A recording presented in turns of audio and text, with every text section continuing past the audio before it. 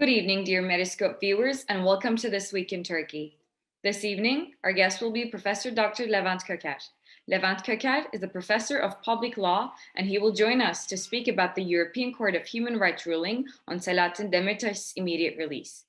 We will begin our broadcast with the weekly update on the coronavirus cases. As of December 24th, announced by the Turkish Ministry of Health, the total reported number of deaths related to COVID-19 has surpassed 19,000, and the total reported number of cases related to COVID-19 has passed 2 million in Turkey. As the concerns grow over a new fast-moving coronavirus strain, Turkey, along with many other countries, takes stricter traveling measures as a precaution through banning flights to and from countries that have detected the new mutation of COVID-19. And regarding the New Year restrictions, the Turkish government made revisions to avoid loopholes. On December 20, Turkey banned flights to and from the UK, the Netherlands, Denmark, and South Africa over concerns of a new mutation of the coronavirus. On December 22nd, the Turkish Health Ministry announced that Turkey is isolating all travelers from Britain, regardless of whether they test positive or negative for COVID-19. The UK Prime Minister Boris Johnson made a public warning on December 19 that a highly infectious mutation of the virus was spiraling infection numbers. Over this, many other countries like France, Germany, Italy, Netherlands, Ireland, Belgium, Israel, and Canada cut off traveling ties with Britain for precaution. Regarding the New Year restrictions implemented in Turkey to avoid social gatherings for celebration, Turkish government announced further details on restrictions. During the 4-day lockdown from December 31st until January 4th, the Interior Ministry banned celebrations at hotels, announced on December 21st. This additional restriction on hotel celebrations came after hotels starting advertising entertainment programs for New Year's that sabotages the COVID-19 measures. The European Court of Human Rights ruled on December 22nd that Turkey must immediately release the eminent Kurdish politician Selahattin Demirtaş from prison after more than 4 years of detention.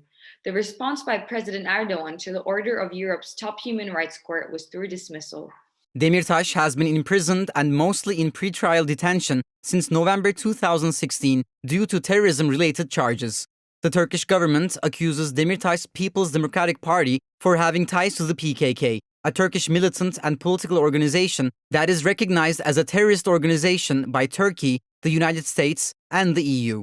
As HDP denies having connections to terrorism, the party has seen thousands of its members arrested in recent years.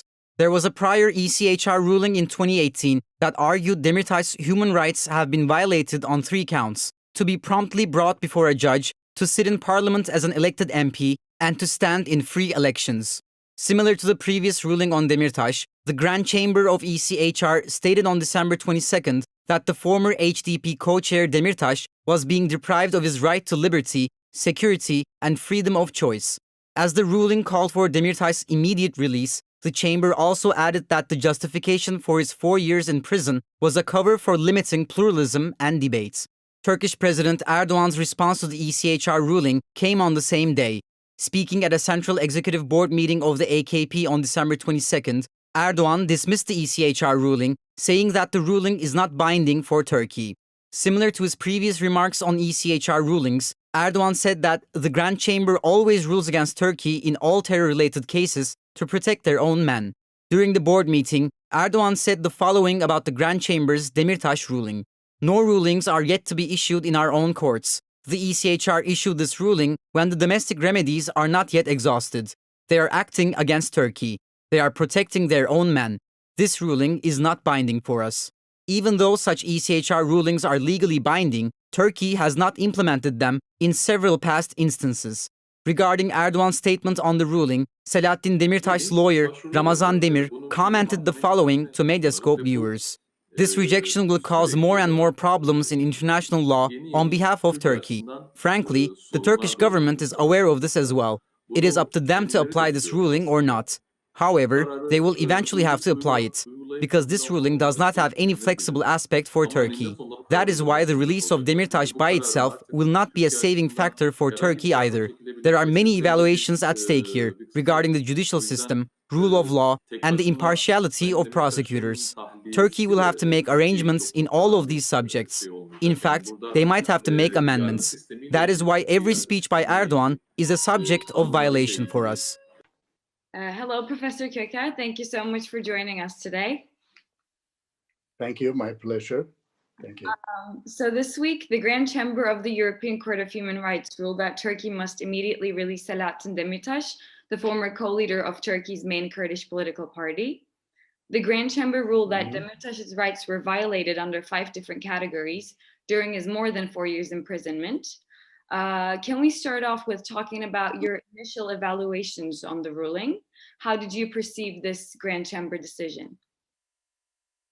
Well, I think this is probably the most important European Court of Human Rights decision concerning human rights violations in Turkey.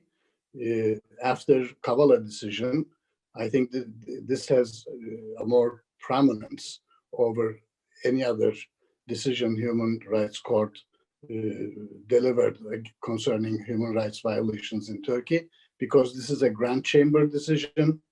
It has a legally binding force.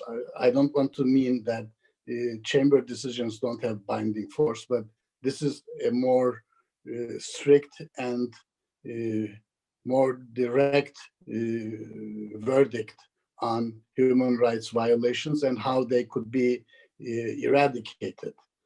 What the state should do, this decision, this ruling clearly explains. It will have some legal and political consequences for Turkey's future developments. That's my first impression.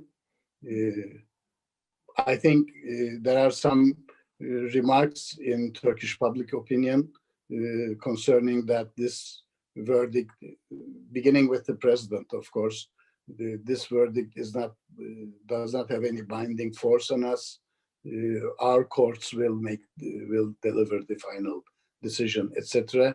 But in this case, taking into account this possibility of Turkish authorities declaring that this court verdict might not be binding on Turkish state authorities, the Grand Chamber foresaw this possibility and clearly declared that the state must do or must take all necessary steps to release immediately the applicant, who is Selahattin Demirtaş, of course. So this is a very important verdict in this case.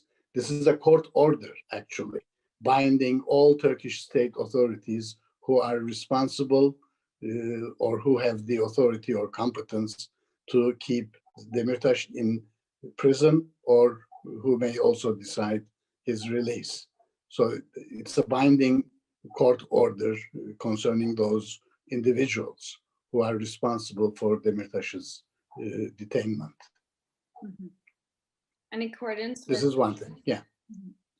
In accordance with this ruling, my second question would be, how should the prosecution process be conducted in Turkey? While such rulings, as you said, are legally binding, Turkey has not implemented them in several instances. And President Erdogan again commented on this Grand Chamber ruling by saying it is not legally binding for us. Also, Minister of Interior Süleyman Soylu has made a very recent statement as well, calling the Grand Chamber ruling useless. In terms of the ruling to be binding and in terms of proper law, what significance does the top court ruling hold? Well, this top court ruling, as you say, this Grand Chamber ruling has some important evaluations concerning Turkish law, Turkish statute law, I mean Turkish legal documents like the Turkish Constitution, the Turkish Penal Code, Turkish Penal Procedure Code, the courts, the judicial organization of the Turkish state, the powers of the judiciary, the independence of the judiciary from the impact or political impact of the executive branch or the legislative branch. This ruling includes, in my view, a kind of a program for Turkey if Turkey wants to straighten its malfunctioning legal order. If Turkey wants to become a state that respects the principle of rule of law based on a respect for human rights and a pluralist democratic polity that it wants to establish, it has to conform at least to the judicial independence aspect of this ruling of the Grand Chamber. So in other words, I would say something exactly the opposite of the Interior Minister's remarks. It's not useless, it is a very useful ruling. If you read this 156-page document in detail, the Grand Chamber classifies facts and norms in Turkey's political and social development concerning the case of Selahattin Demirtaş, of course, but Selahattin Demirtaş was the leader or co-chair of a left-leaning pro-Kurdish party, as it is known in the whole world today. But that political party and its program has an important bearing on Turkey's democratic developments. So the court actually, when describing the facts around Selahattin Demirtaş's detention, its pre-trial but prolonged detention, as a kind of, and this is the most important, one of the most important aspects of the court ruling, a violation of Article 18 of the Convention, which means restricting human rights, most notably the right to personal security and the right to freedom of expression and freedom of organization, of course, using or employing restrictions permitted by this convention for other purposes, not purposes entrenched in the convention to protect human rights, but for political purposes like slamming the opposition or restricting or oppressing oppositional movements or oppositional ideas. So putting an end, actually, or eliminating a pluralist democratic political order functioning in a rule of law society. So in this case, I find, for example, the Grand Chamber's declaration of the provisional constitutional amendment, which actually initiated the detention process of not only Demirtaş, but also some other, 12 to 14 MPs belonging to the People's Democratic Party, that their detention was a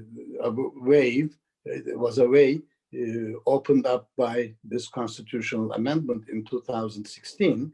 That was a provisional amendment lifting the parliamentary immunity of the deputies. And the Grand Chamber declares that this provisional constitutional amendment is not law. This is something very important for us to rethink what we are doing in Turkey in terms of concepts and institutions like the constitution, the courts, politics, etc.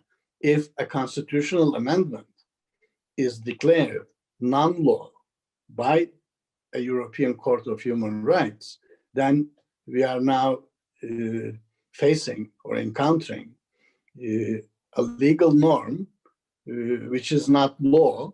It is legal on paper, but in its qualifications, it is not law because it destroys foreseeability and security.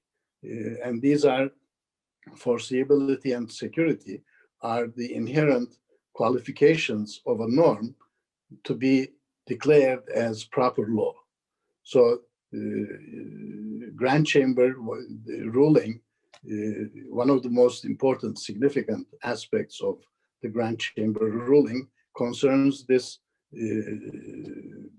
decision on the unacceptability of the provisional constitutional amendment as law.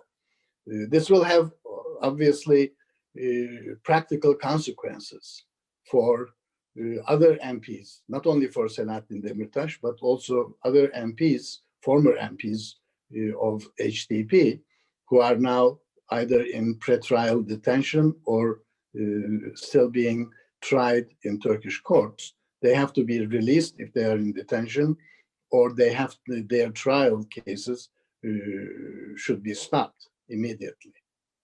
Not maybe immediately for them, but immediately for Demirtaş, and in due course, but not in a very prolonged time span. They should be also released, and trial proceedings should be stopped. This is an important part, an important consequence. Parts to the Grand Chamber's decision. And my other question would be in line with what you just said. What are the possible legal consequences of this ruling for Turkey if it is not implemented? Well, from a legal point of view, I don't see any chance of this ruling not being implemented. Turkey has no chance. The Turkish state, if it is a state, if the Republic of Turkey is a state, it has to comply with its constitution, okay? And Turkish constitution and Turkish law in general has accepted almost more than 30 years ago the jurisdiction of European Court of Human Rights. And the jurisdiction of European Court of Human Rights has a kind of superiority over Turkish domestic law and Turkish domestic courts regarding issues or violations of human rights or allegations regarding human rights violations. So this Grand Chamber decision is almost a command for the Turkish authorities, the courts predominantly, but also for the executive and legislative branches of Turkish state, that you have to do this, that, if you want to comply with the norms of the European Convention of Human Rights. That's certain. So from a legal perspective, this Grand Chamber ruling has to be or must be executed. As the court says, the execution of this ruling is a must. This is the final word of the Grand Chamber concerning the release of Selahattin Demirtaş. But from a political perspective, this Grand Chamber decision also has certain implications for Turkey. These are political implications because the state authorities may choose not to execute this verdict, this ruling. In that case, the Committee of Ministers of the Council of Europe will intervene and force Turkey to comply with the ruling of the Grand Chamber. If Turkey still resists compliance, then there will be some sanctions to be taken by the Council of Europe against Turkey. And this will probably the most radical sanction will be suspension of Turkey's Council of Europe membership. And in the case of Azerbaijan, for instance, we know that they came to a point like this, like the suspension threat of Azerbaijan's membership, but then they released the detainee, so the process ended, and Azerbaijan is still a member. So Turkey might experience such a challenge with the Council of Europe regarding its membership, but I don't think things should come to that point. That means that if Turkey resists and insists on not implementing the requisites of the Grand Chamber decision, then this means that Turkey has made a radical political decision to shift away from the Council of Europe circles, which means not suspension or getting out of the Council of Europe, but practically cutting all ties with Europe. And this is something Turkey cannot do, I think, or will not be able to do. It will not be for Turkey's good, in my humble opinion, but politically speaking, Turkey will not want to do this. Even the present government will not be willing to take such a stance against the Council of Europe membership or Council of Europe institutions and authorities. So legally, it is a binding verdict. It has to be executed immediately. Demirtaş must be released immediately. And immediate here means there will be a court decision in Turkey soon, I hope, and Demirtaş will be released. But we'll see. I mean, it's a time of uncertainty for most states, most societies in the world. That is why the European Court declares the constitutional amendment as non-law, because it's not foreseeable. It is not establishing a legal security for individuals. And in the Turkish case presently, as citizens living in this country, we are all having a unforeseeable and insecure future, because in terms of law. That is probably why the president declared that we need a legal reform.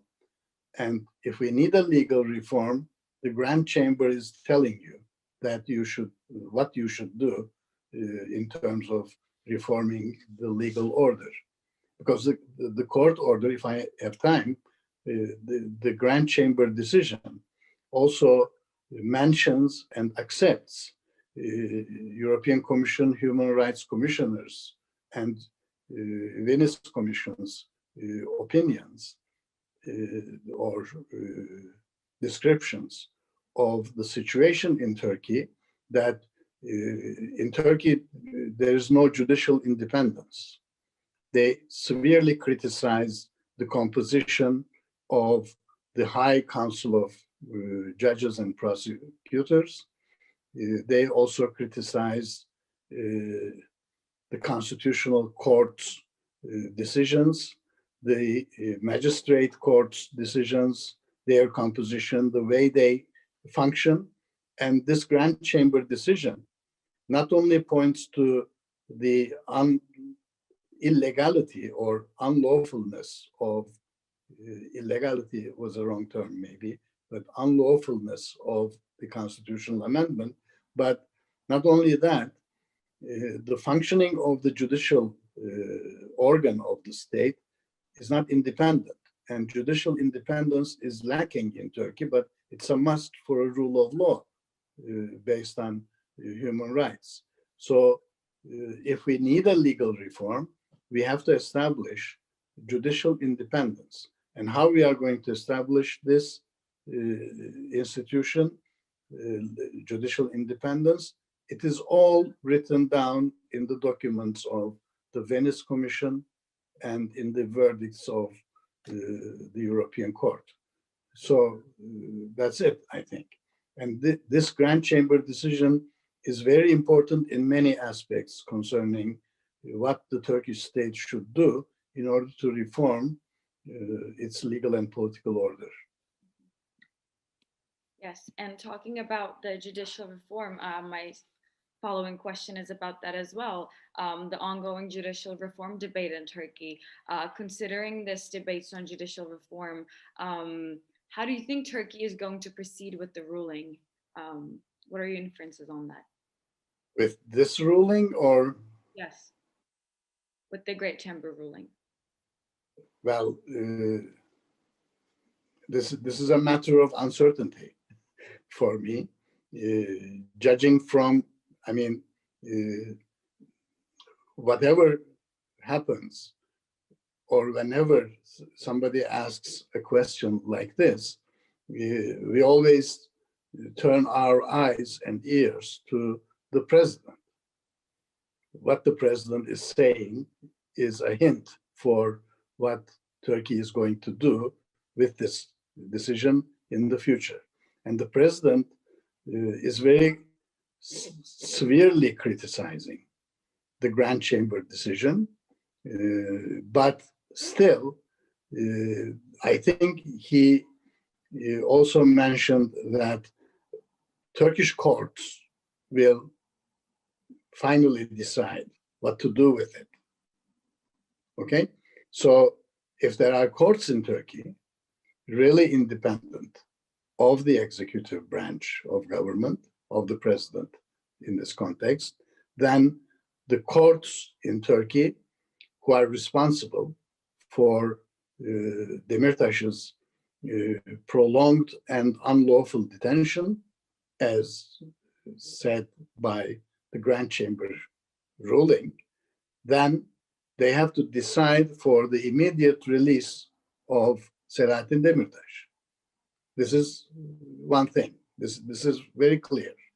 I mean, there is no other choice, as I said before. So this is something that Turkey has to do. Turkey must do. But if Turkey doesn't do this, I mean, are you asking me whether Turkey is going to do this, execute the Grand Chamber decision or not? I don't know. But Asking if you had legally, Turkey must execute this Grand Chamber decision. There's no other chance. If there's no other chance, then my statement of fact will be that Turkey will execute this decision, regardless of what the executive or the Minister of Interior is thinking about the Grand Chamber decision. You may not like a court decision, okay? But like it or not, you have to abide by it.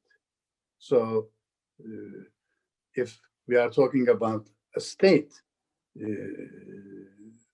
if Turkish Republic is a state, then the court order will be executed. There's no other way. Right. Switching to the perspective from the Grand Chamber, my last question would be, what does this decision signify for the European Court of Human Rights, especially taking into account that there have been some pending cases and decisions to be made which cause controversy? Like, I mean, cases concerning Turkey or? Yes. Well, there are, you know, Turkish legal and political system has been, I mean, despite many reforms in the past, for the past decade or so, Turkish political and legal system is distancing itself away from rule of law democracies as we know them.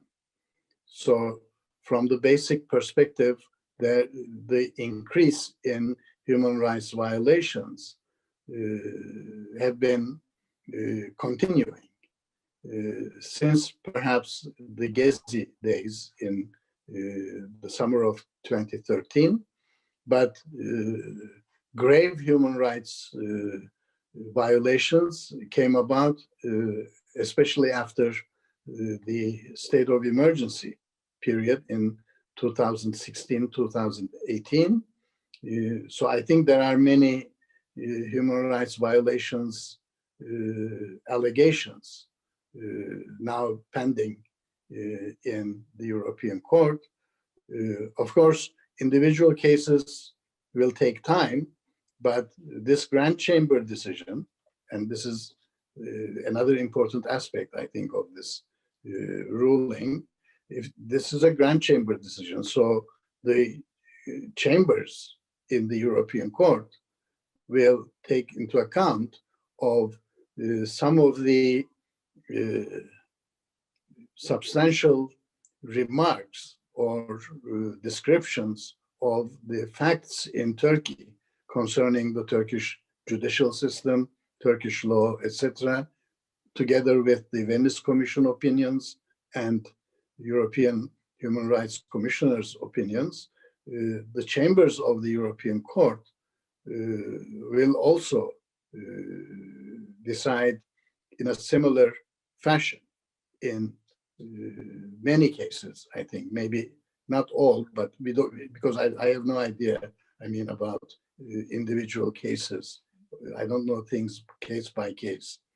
We know some cases like Kavala case or Mehmet Altan's case, Şahin Alpay's case, but we also have Ahmet Altan's case, for instance, or many others who are, I mean, whose names we don't know. But I think this will be the Grand Chamber's ruling will function as a document, a reference for future decisions. So judging from this point, more human rights violations will be decided by the European Court in the near future, and things will be more complicated and more difficult if Turkey insists or resists European Court decisions, as if like the president doesn't like it or some minister rendered it useless, etc. These are all futile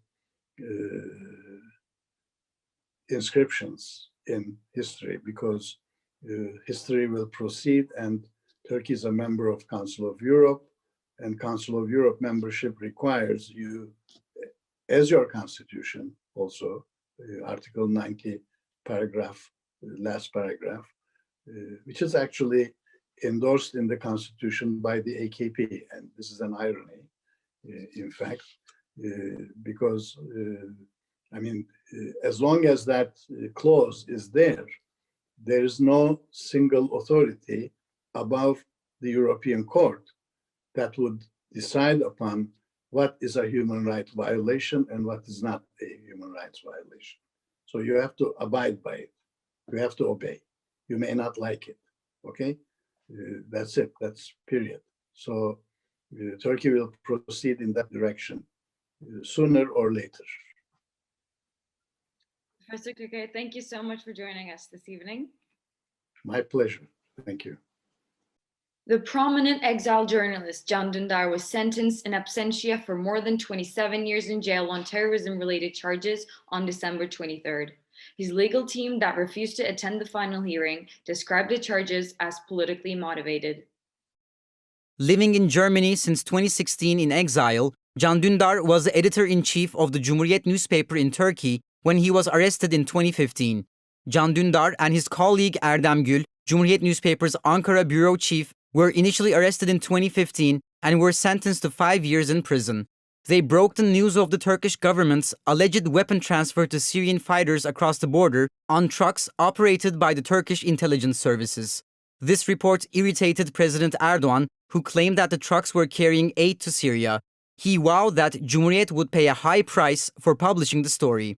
Editor-in-chief Dündar and Ankara bureau chief Gül were released pending appeal, but Dündar was sentenced again up to 6 years in May 2016 for disclosing classified documents related to the state's security. After having been living in exile for over 4 years, the Turkish government requested his extradition from Germany and froze his assets in Turkey in October.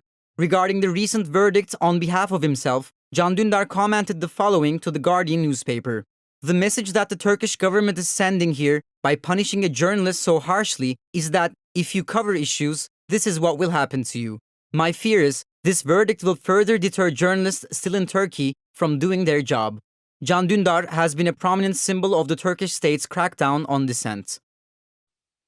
This is all from This Week in Turkey. See you next week.